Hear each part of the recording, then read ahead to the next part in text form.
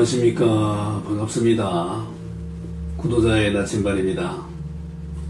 오늘도 달마 대사님에 대해 좀 더 세밀한 얘기를 나눠보도록 하겠습니다.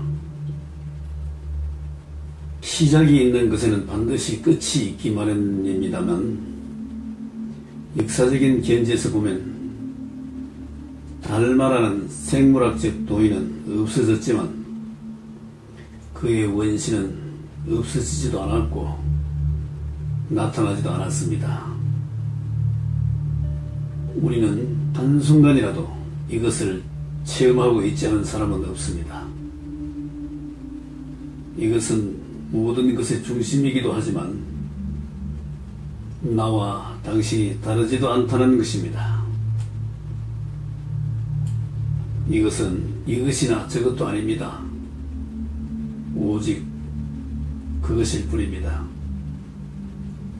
그것의 가슴을 열면 모든 것은 나와 다르지 않은 것 뿐입니다.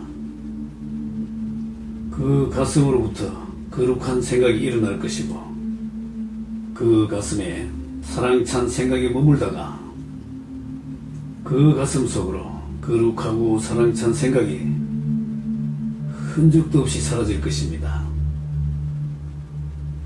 이 생각들이 우리들의 갈망스러운 마음을 이루는 내용물이며,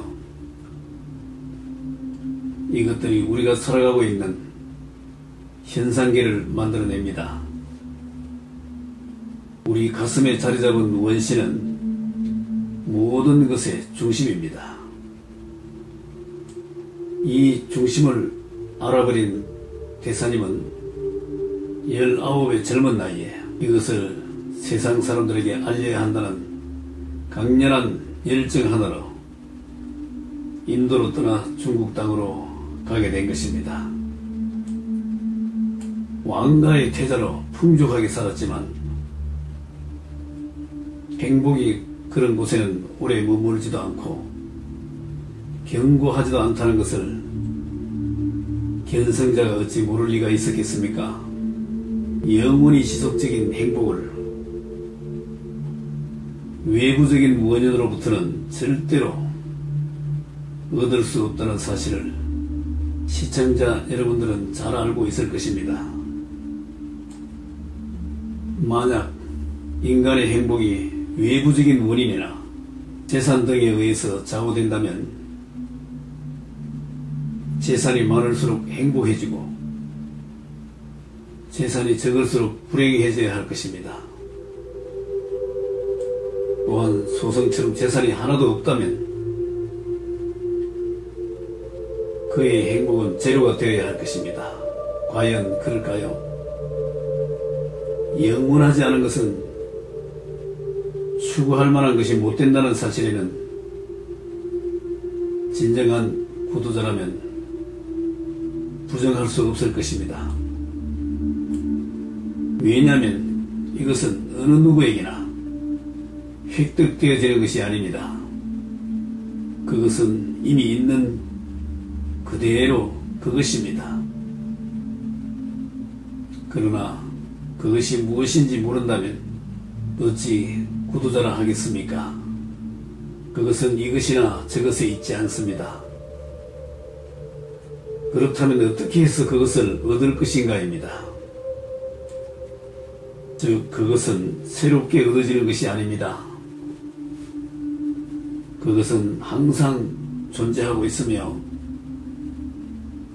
그것을 알 수 없다고 포기하지만 않으면 됩니다. 그것이 존재하지 않는 순간이란 한순간도 없습니다. 아직도 그것을 알아차리지 못했다는 생각을 과감히 버리기만 하면 진정한 구도자의 올바른 자세입니다. 그것을 알리기 위해 달마 대사님은 날마다 밤이면 밤마다 달을 이고 산을 넘고 넘어 길을 묻는 구도자를 찾아 야행을 했던 것입니다. 그래서 달마의 아중이란 말의 예경이 우리말로 그대로 번역되어 소리나는 대로 불려지는 것입니다. 그렇다면 본래의 떡글씨가 어떻게 생겼는지 아시는 분은 얼른 알아차렸을 것입니다. 자, 그럼 오늘은 지난해에 소석이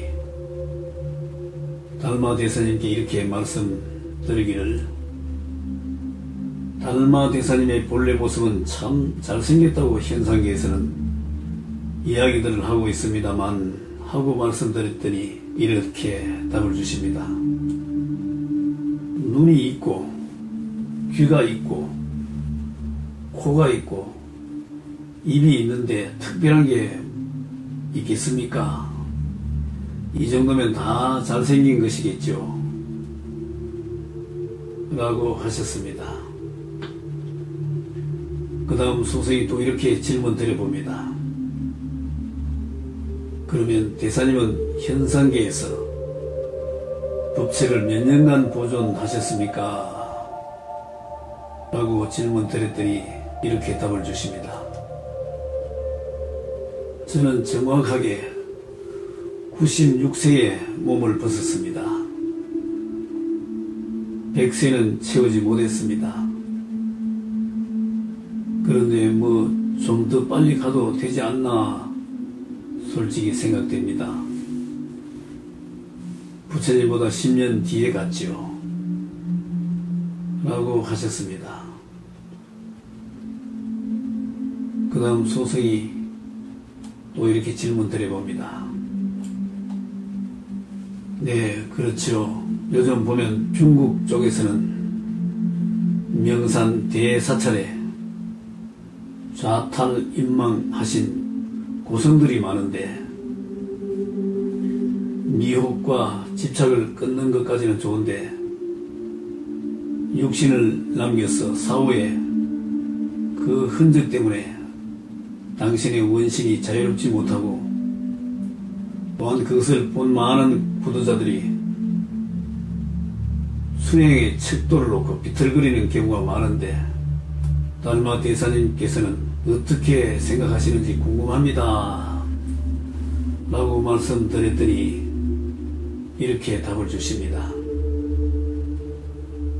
그냥 하면 안 되지요. 온갖 약을 다 바르고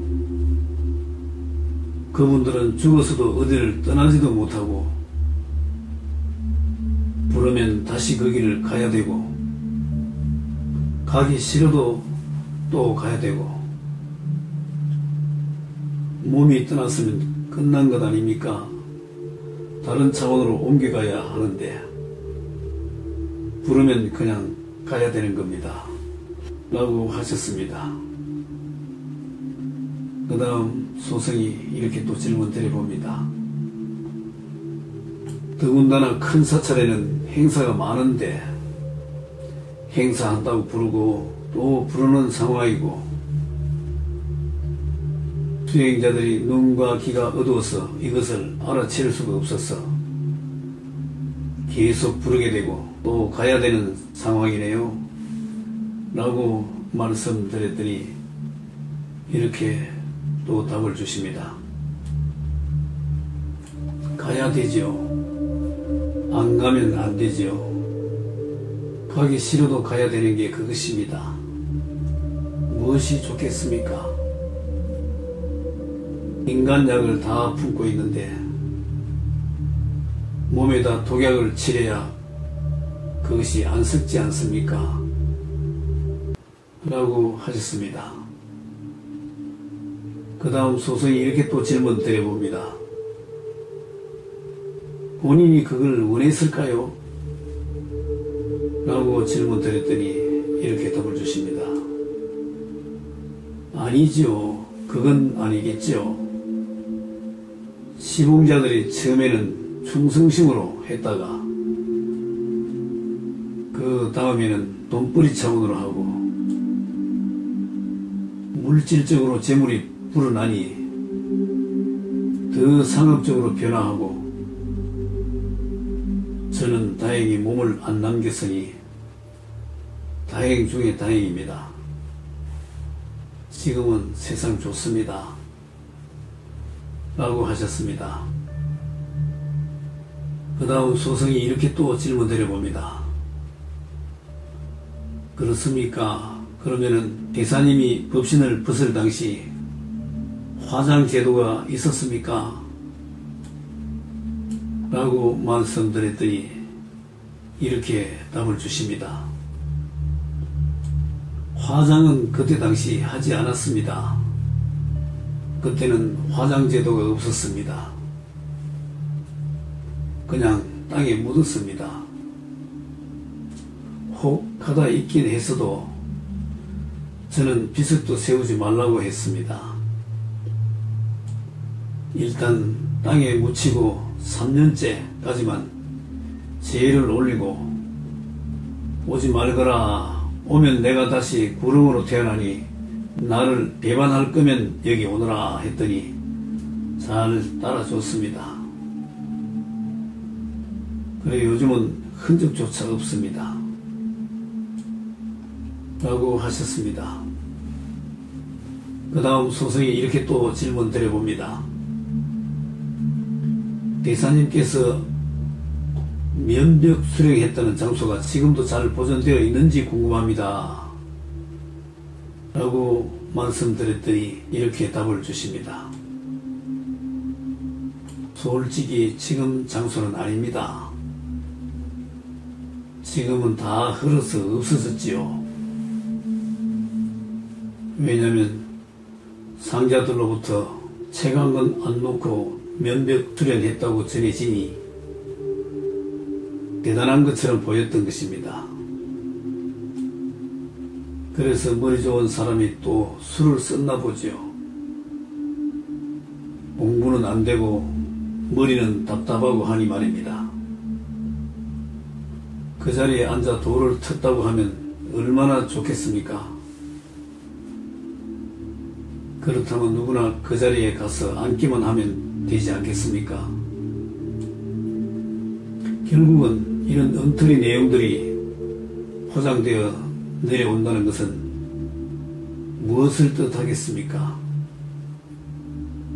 생각해보면 돈은 온데간데 없고 망상심이 발동하여 포장을 해놓은 것이죠. 재미있는 얘기 아닙니까? 완전한 추리소설입니다. 라고 하셨습니다. 그 다음 소승이 이렇게 또 질문 드려봅니다.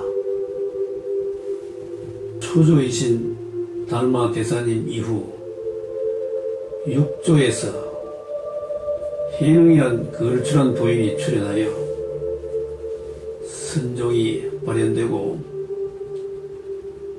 육조 법보 단경이라든가 많은 공부 도구들을 남겼는데 대사님께서는 어떻게 보시는지요? 라고 질문 드렸더니 이렇게 답을 주십니다. 육조 단경이라든가 이런 걸 남기는 건 좋으나 이름은 남기지 않았어야 했는데 그런 건 노인들의 실수지요. 그냥 지금처럼 다란히 지는 이런 걸 쓴 분들은 이름을 안 남겼거든요. 그것처럼 육조 단경만 쓰고 이름은 안 남겼어야죠. 그냥 어디 산이면 무슨 산인 정도만 했으면 좋았을 텐데 산성이 적어놓으라 하면 끝이거든요. 라고 하셨습니다. 그 다음 소승이 이렇게 또 질문 드려봅니다. 결국은 이름을 남기다 보니 구도자들한테 상상을 주고 귀와 눈이 열리지도 않은 글쟁이들이 이것을 가지고 추론의 장을 만들어 호주머니를 채우는 것이 참으로 안타깝습니다. 한 번씩 성인들이 출연하셔서 한마디씩 던져놓은 활구들을 앵무새처럼 수도 없이 반복은 잘하는데 자기 원신이 토해주는 말은 한마디도 못하는 지도자들이 점점 늘어나고 있습니다. 순수의식을 높여 예전처럼 수준 높은 수행법을 행할 수 있는 길이 어떤 것인지요? 라고 말씀드렸더니 이렇게 답을 주십니다. 진정한 돈은 한없이 나락으로 떨어지고 있는 것 같습니다. 저는 그래서 책을 안 썼습니다. 그냥 구전으로만 하고 이름이 불리는 것이 너무너무 싫거든요. 현상계에서 일단 이름을 부르면 무조건 와야 되거든요. 말도 안 되는 짓을 많이 해요. 나를 가지고 돈벌이 하는 사람이 얼마나 많은지요. 내가 그랬죠. 저놈 봐라, 내가 저놈 혼내줄까도 생각했지요. 네가 얼마나 살기 바쁘면 나를 팔아 돈을 벌겠노 하고 가엾게 보기도 하고, 그건 아니다 싶어 참고 바라보면 또 나를 빙자하고 참 답이 없다는 걸 알았습니다. 라고 하셨습니다. 그 다음 소생이 또 이렇게 말씀드려봅니다. 현상계에서 흔히 있는 일이라 별 생각하지 않고 보아왔던 일인데 일단은 빙자한 그런 부분은 문제가 좀 많은 것 같습니다. 이 사실을 관계되는 구독자들이 시청하시면 많은 개선이 있으리라 봅니다. 저 또한 시정하도록 하겠습니다. 라고 말씀드렸더니 이렇게 답을 주십니다. 솔직히 아무 뜻 없이 뭐 그렇게 했으면 저도 기꺼이 감수합니다. 그런 경우 제 에너지를 쏟지요. 그러나 돈벌이 차원에서 했다면 저 에너지는 없습니다. 그분의 에너지겠죠. 제가 오늘 너무 말이 많았습니다. 하고 마무리를 했습니다. 달마 대사님의 모든 것이 많습니다만 짧게 정리를 했습니다. 현상계에서 대충 정리된 경전과는 많이 차이가 있음을 발견하셨을 것입니다. 시청해 주셔서 감사합니다.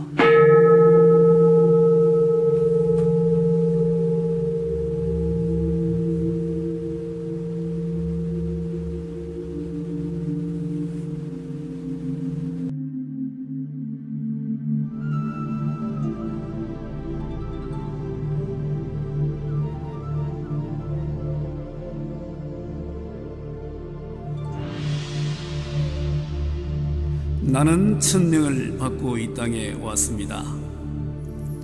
벗어날 수 없는 이 천명이 무엇인가를 깨달아 어기는 바가 없게 할 것입니다. 이 세상은 배움터입니다. 배우는 동안에 부귀영화만을 누리려는 것은 부질없는 생각입니다. 그런 생각에 젖어 있는 나는 장래를 기약할 수 없습니다. 나의 생명은 영원한 것, 영원히 살기 위한 공부를 하며 육신은 잠시 빌려입은 옷깃일 뿐이며 찬란해 보이는 이 형상세계의 모든 것은 공부 도구일 뿐입니다. 공부를 하기 위해서는 이들을 소중히 여겨야 하지만 그것에 집착하여 즐기고만 있어서는 안 됩니다.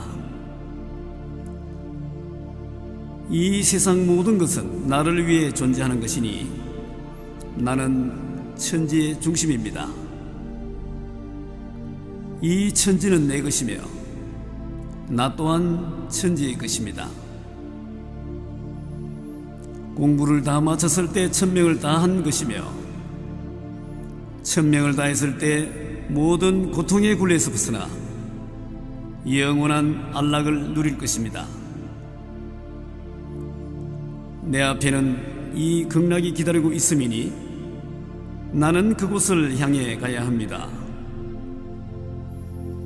불법성은 나의 기둥이며 법보하 삼신은 나의 생명줄입니다. 부처님, 당신이 나의 근본임을 잊지 않겠습니다. 부처님, 당신이 나의 모든 것을 다 한다는 것을 잊지 않겠습니다. 부처님, 일체 현상이 다 당신의 나툼임을 잊지 않겠습니다.